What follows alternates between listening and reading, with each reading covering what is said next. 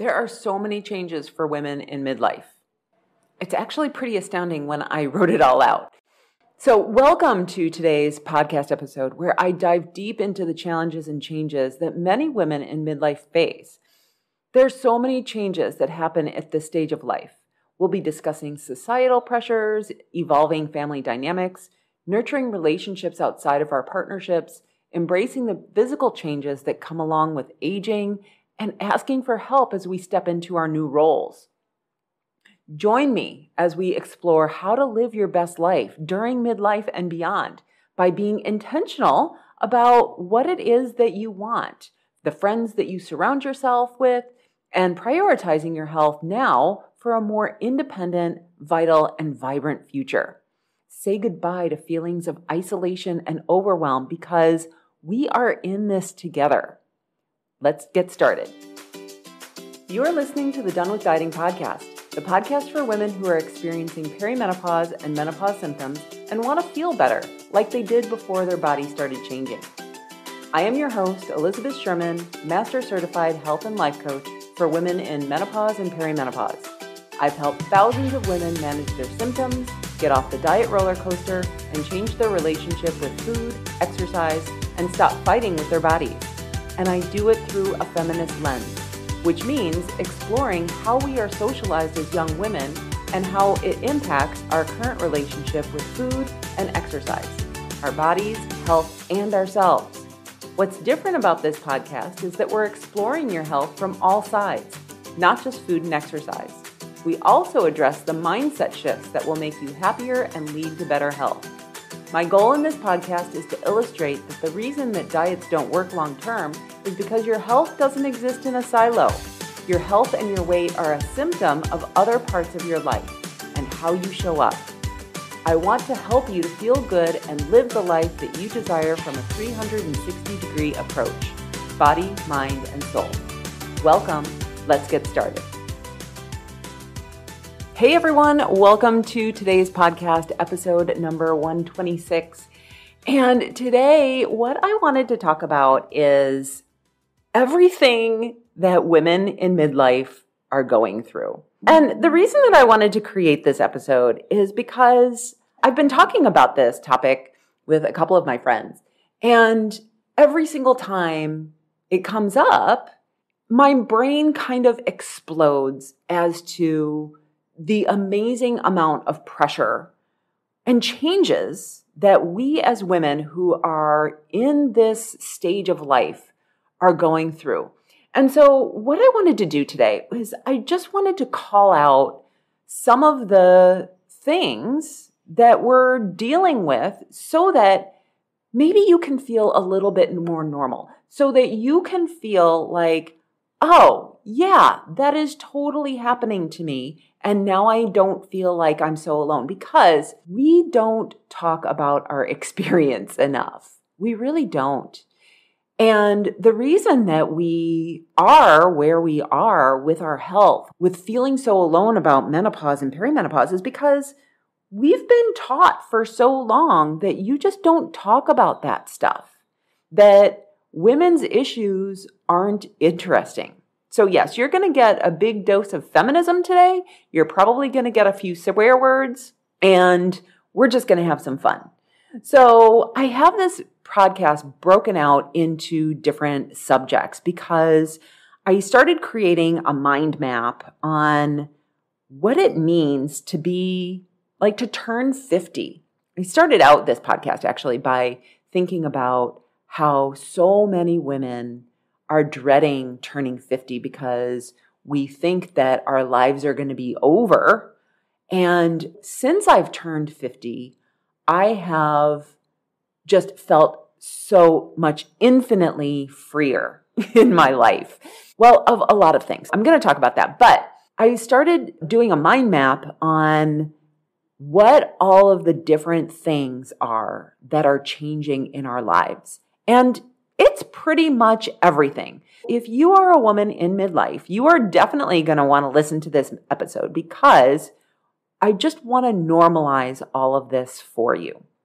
We're going to be talking about the societal perceptions of ourselves, how that impacts the way that we think about ourselves, also how our social circles are changing and the societal pressures that go around that, and then the family dynamics that are also changing.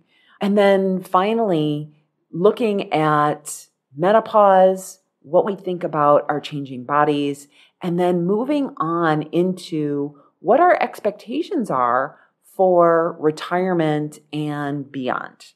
So that's kind of the format that we're going to be talking about today. Starting with our societal perceptions. We are now moving into midlife. And you've heard me talk about this before on the podcast, that as women, from when we were young girls, we have been taught that we are most prized for our appearance. Our society also says, or gives the impression, the heavily impression, that youth is something to be desired.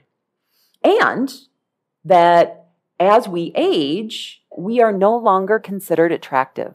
That's the narrative that we receive from society, right? That youth is better, more physically appealing, that women are not revered for our brains, that men don't really need to be concerned about their appearance because they have strength and power and they can become successful because of their brains. Women are not encouraged to do that. And so what happens for us is if we have built up this self-image of being important because of our appearance, for some of you, you may be worried about moving into midlife. And we don't hear this necessarily directly from women. Maybe you do. That once we get older, everything just breaks down, that we're no longer appealing, and so we should just move out to pasture. We aren't important anymore. And we receive these messages from society that we become somewhat invisible. It can be really scary to move into this midlife because we really don't have any other option. What's the alternative, right? When we move into midlife, it can be this really uncertain time because not only are our quote unquote looks changing, but as we walk down the street, we may not receive the looks that we used to receive as younger women. If you are someone who wants to be attractive, and who doesn't, right? We all want to be attractive. That's why the beauty industry is doing so well, is because of anti-aging serums and doing all of these things that help us to look younger. I was thinking about this on my walk today, that for some reason, women are supposed to keep their age a secret, right? That's a huge thing, that no one knows my age, or you shouldn't ask a woman her age. And there are a number of women who, when asked their age, will lie, maybe jokingly, and tell the person who's asking, like 20 or 30 years younger. So like for me, oh, I'm on my 22nd, 30th birthday or whatever. Well, why would we want to do that? It's because we believe that being younger is actually better. And that if I tell my real age, then somehow, I don't know, that we are going to not be as important to the person who we're talking to, that they are going to think differently of us if I tell them my real age. And I've always joked around, like on my birthday, when people ask me, how old are you? Are you 30 or whatever? And I wouldn't have wanted to look like I look at 30, like I look now, right? So if I told someone that I was 30, they would be like, oh, you've had a hard life, haven't you? So I like to joke around the other way and tell people, no, I'm 75. Don't I look amazing? And so our role in society is changing. because we are no longer being revered for our appearance. And now some of you may think that that's frustrating or that that's depressing, but I think that it's actually very freeing because now we don't actually need to do anything and we can move on to things that are so much more important. Now, the next area is our self-perception. So if society isn't viewing me as attractive, how do I perceive myself? And for many, this really can be a mindfuck because we may experience perceptions in, well, if I've always perceived myself to be attractive or to appear thin or funny or whatever it is, as I get older, do I still have that same identity? How does my body change with that? And when we're changing, oftentimes we will also have a lot of self-doubt because we don't have the confidence that we've used to have, right? So because things are changing, I'm not so sure, like, what is my body doing right now? And so that can really erode our self-esteem. But if you listened to episode number 122 about how we judge our health and how we judge food and how we judge our bodies, one of the really amazing things that we can start doing at this phase of our life is really start to question the judgments that we have and really be able to decide, how do we want to perceive ourselves? We do not get our value from how other people perceive us or what other people believe our worth is. Your worth is not determined by other people.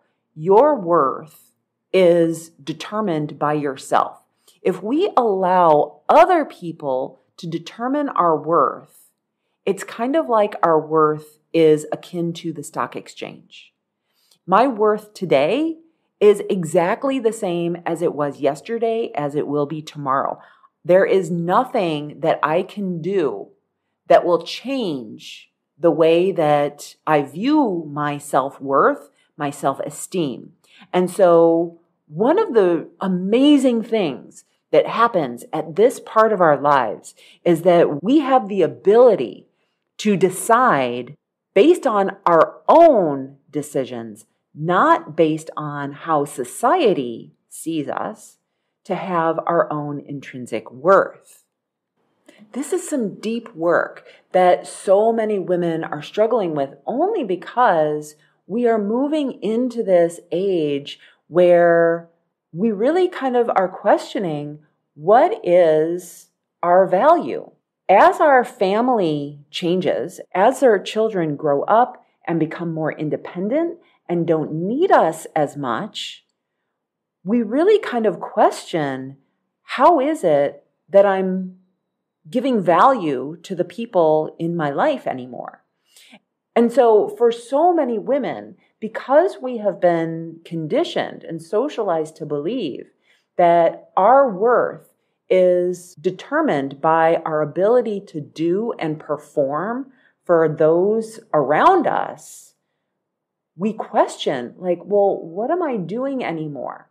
This especially is true and becomes glaringly obvious if you ever have surgery or some sort of injury where you need to take a step back because now you're no longer able to perform at the level that you used to be able to perform at. For so many women, we really question, like, well, if I'm not doing for others, then how am I keeping myself relevant? How am I earning my keep here? It's something that I talk with my clients about all the time. And it's something that if you are starting to question this, When you move on into retirement, it's really going to start messing with your brain, because when we no longer have youth on our side, and when we no longer have the doing ability and going to work and quote unquote contributing to society, right? Because we're taught in our culture that we need to be contributing members of society. When we are no longer doing that, we can really start to get depressed. And so really being able to look at, what is my purpose in this world? Being able to look at, what is it that you want? What is it that your life is made up of? Like, when you can start to uncover that, then you will be able to move forward. Now, that being said, for so many of us, we have had decades of not fulfilling our own needs. And so for many women, we don't know what it is that we like anymore. We don't know, what food do I like? I know what all of my kids like. I know what my partner likes. I know what my kid's best friend's favorite color is, but I'm not really sure what my favorite color is. Like, we have all of these questions that we really don't know because we've abandoned ourselves for so long. And when we finally get rid of all of the busyness, when all of those things that are keeping our mind occupied, like bringing the kids to soccer practice and running around and doing for others, and we're starting to have that silence and we're starting to get that quietude, so many women come to me because they're like, I don't know what it is that I want anymore. I feel lost. I know that I like ice cream. I know that I like cookies, but it doesn't make me feel good. And so being able to find the purpose outside of food in your life is going to be so incredibly important. One of the other areas that I see women really struggle with within this phase of life is our social circles are changing. As we move into this empty nest phase of our lives, so many women have had friendships that have been built on a pillar of convenience. I was just talking to my girlfriend about this yesterday, that as we get older, as our children age out and go away to college, we no longer are having those friendships of convenience where we see the other parent at a social function that our kids are going to anymore. And so we really struggle with cultivating friendships. And you might even question, like, those friendships that you did have that were based on convenience, were they really true friendships? Or were they just friendships out of convenience? And not that there's anything wrong with having friendships of convenience, but here's what's really crucial at this stage of your life is you get to decide who you want to cultivate a relationship with. And here's what's really cool about that. And for some of you, you may be getting really scared because that is a sign of vulnerability. That is an area where you're like, what do I do? How do I create friendships as an adult? I have no idea how to do that because you're a little rusty at it. You haven't had to do it. It's been that you've seen other parents at other functions, and so it's just been easy. But now you get to go out and figure out, who do I want to be friends with? What are we going to talk about other than our kids? So what do you have to talk about? Do you like books? Do you like sports? What is it that is going to engage your friendship with this other person? What you want to do is you want to think about, what are the things that I want to do? And for so many of us, we have been taught that the primary relationship in our life, our partnership, and for many, this is a partnership with a man, what that partnership should be is everything. that we are supposed to pick a partner who likes to go shopping with us, who likes the same movies as us, who likes to spend our free time the same way. And what if you love your partner, but you have a need to go garage sailing and your partner doesn't really like to do that? Or you really want to start painting. You want to start going to a painting class and your partner isn't into that. You can create girlfriend relationships in doing some of those things that you want to explore as you decide, who is it that I am in this next phase of my life? It's okay to have friendships that are outside of what you do within your marriage or your partnership. And so being able to be okay with that and have friendships. And it's actually really cool for me because I was never someone who, well, my parents never really modeled friendships. Having friendships in later life is something that I'm starting to cultivate, and it is so freaking exciting. Now, if you're someone who's interested in exploring friendships, I have an episode for you. It's episode number 64. It's with another coach. Her name is Zena Jones. She's out of New Zealand. It's all about her friend experiment. She did this experiment of building up friendships, and it's such a cool idea. I know that it sounds really scary, but you're going to be in this situation anyway. Why not cultivate friendships, close female friendships with women who you want to be friends with, you want to build friendships with? And so really not having that convenience anymore, but really stepping out and creating relationships with people who really speak to your soul.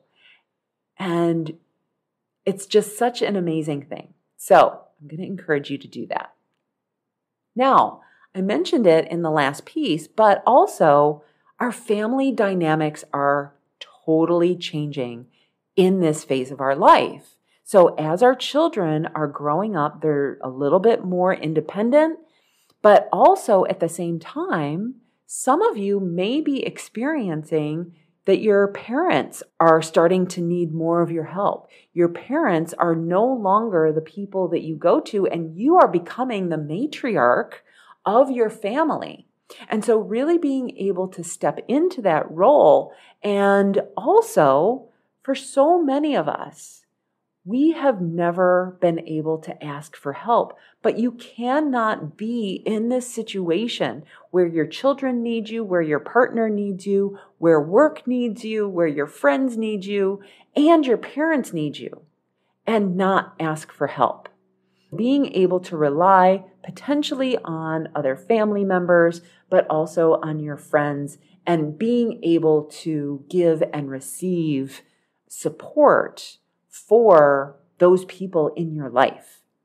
Now, I talked about the physical appearance of our bodies changing as we're aging, but then there's also menopause and perimenopause, right? So not only is our appearance changing, we're getting wrinkles, our body fat is depositing at different places on our body, our skin is not as elastic, our body is oxidizing, it's aging.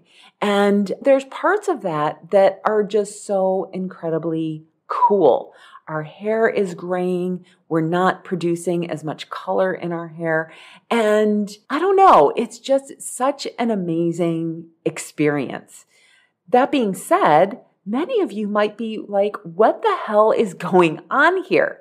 Because we did not have good habits as younger women because we didn't need to. We didn't have to have good eating habits or sleep habits or physical activity habits because we really didn't suffer any consequences from not having them. And as society taught us as younger women that we should just go with the flow, right? So many women are just like, yeah, I'm the cool chick, right? I'm not high maintenance because we've been taught that being high maintenance is bad. And you know what's high maintenance? healthy food, and getting your needs met, taking care of yourself. All of that stuff is considered high maintenance when you look at it from the outside. So getting your hair done, getting your nails done, eating vegetables, eating a salad is a lot more high maintenance than eating a burger and fries.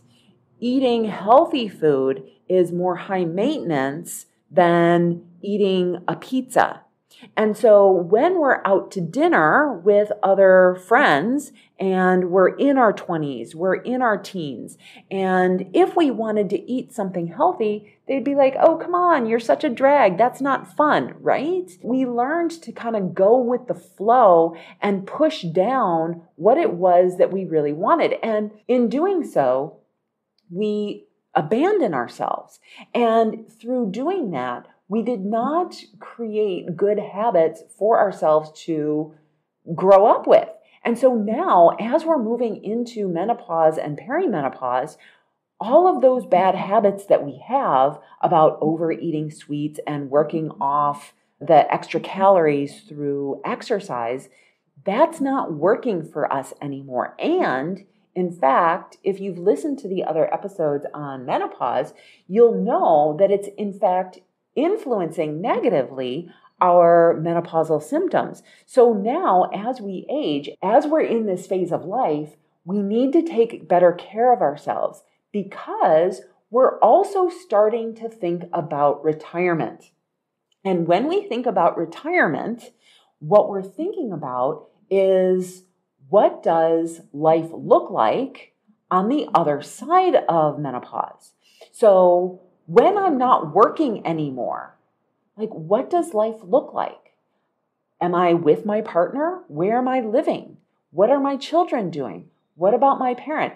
And so for so many of us, I think that we have this vision of an AARP commercial in our heads. And if you're not familiar with an AARP commercial, AARP finds young people who have gray hair and it photographs them doing active things. So we think about, oh, when I get older, when I retire, I want to be traveling the world. And so we think about like climbing up a mountain and not being out of breath. We have amazing teeth. We have tanned skin. We are completely active and we have this shapely body. For many of us, we're thinking about, what does retirement look like? And if you're not thinking about what does retirement look like, why not? And here's why. You've heard me talk about the future version of yourself. The version of yourself who is retiring is going to be here sooner than you know. What do you want life to look like? And when we can start looking at that and visualizing it and creating clear goals, what we can do is we can start working towards it. And when that becomes more important, and what is our purpose? So everything now from the episode is kind of coming together, which is, what does my self-concept look like? What do my friendships look like? What does my health look like? What does my family look like? What does my work and life purpose look like? If I'm not spending 8 hours going to an office, what am I doing? And so I'm really going to invite you to start thinking about, what is it that you want? And then go for it. Of course, if you don't know, working with a coach is something that can actually help clear up so many of these questions. It's something that I work with my clients on all the time. You would be amazed at the number of non-health related topics that I coach my clients on. I coach my clients on things related to organization and time management, but also goal setting and being able to go out and create the kind of life that you want to lead. So being able to visualize, what is it that you want in your life? What's missing? What is going to create joy in your life? And then really being able to stand up for yourself, to go out and ask those people around you to support you in that. I was talking about the cool girl earlier, and I think that for many of us, we have been socialized to believe that our needs aren't important. And so we act all, oh, I don't need anything, because we're afraid that when we do ask for something, that the other people in our lives aren't going to be able to rise to the challenge and offer that to us. If this is you, then coaching can help. Coaching can help in all of these different areas. And so if this is something that you are questioning, I'm going to invite you to schedule some time with me. I also have a bunch of other coaches who've been on this podcast. If it resonates with you of any of their messages, I invite you to reach out to them. But we are in this time in our life right now that is so incredibly unique. There has never been a time like it before, and there's really not going to be another time like it again. Every single aspect of our lives is changing. Every aspect, including our family, our children, our parents, our body, how we look at ourselves in terms of aging and our own purpose, our brains, and what we want to do in life, what you want to accomplish in this next phase of life. You are not too old to start something new. You probably have a good 30 to 40 years left on this planet. There is still plenty of time to do something amazing in this world. And so really being able to be intentional about what types of friendships do you want? What do you want your health to look like? Are you worried about disease or bone health? Like, taking care of yourself now is actually going to preserve your longevity when you get older. So being able to preserve your health now is going to allow you to live a more independent life as you get older, so that you can have a vibrant and amazing third act of your life. All right? That's all I have for you today. Have an amazing day, everyone, and I'll talk to you next week. Bye-bye. Hey, thanks for listening. If the show resonates with you and you have a friend, mother, sister, or anyone else who you think would benefit, I'd love for you to share the podcast with them. You can leave me a rating and review in Apple Podcasts, which helps me create an amazing experience for you. And it helps other women who are done with dieting and want to get off the diet roller coaster to find it as well. See you next week.